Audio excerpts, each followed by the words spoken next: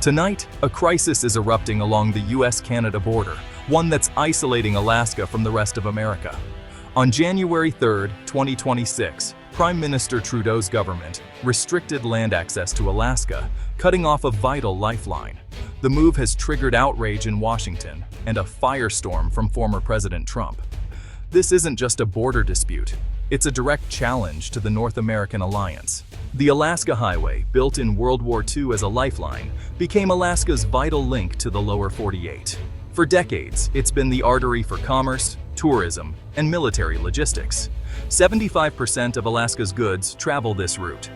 Its closure isn't just economic pain, it's a strategic vulnerability, threatening US Arctic defense and military readiness.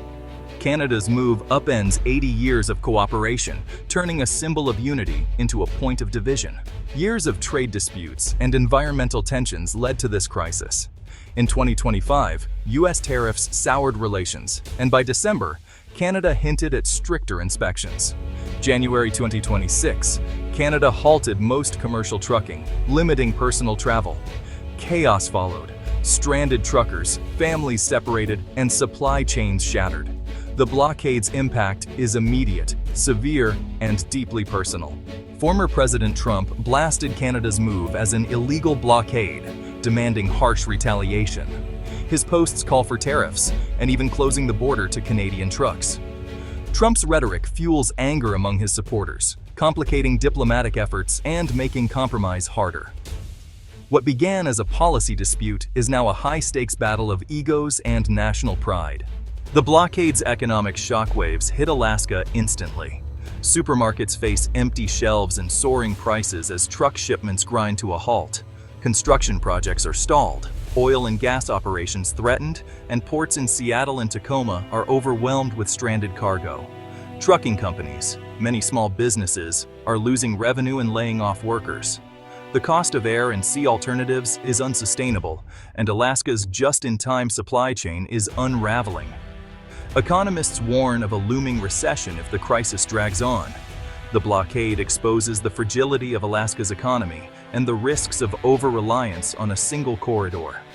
For many, the economic weapon Canada has wielded is proving devastatingly effective. The longer the standoff, the deeper the damage. Beyond the headlines, Alaskans are living the crisis every day. Families are separated, military personnel stranded, and essential travel is now a bureaucratic nightmare.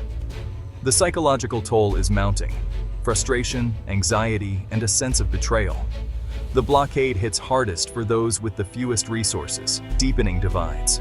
Alaska's isolation has never felt more real or more painful. Experts see Canada's move as asymmetric leverage, using Alaska's isolation to force US concessions on trade.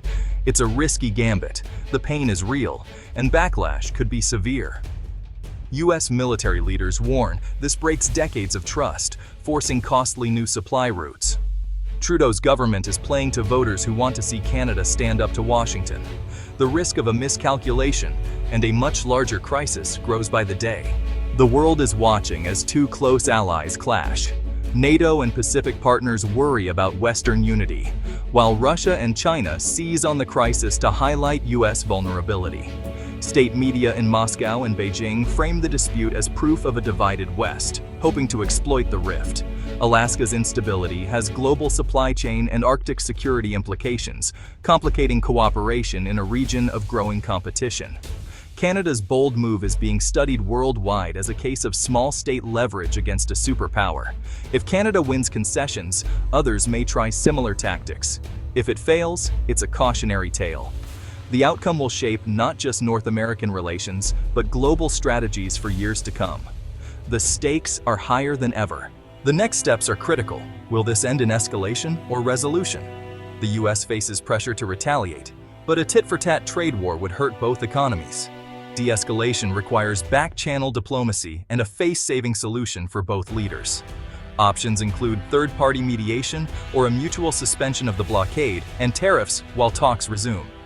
This crisis exposes the fragility of US-Canada ties and the urgent need for new safeguards. The choices made now will define the future of North American cooperation.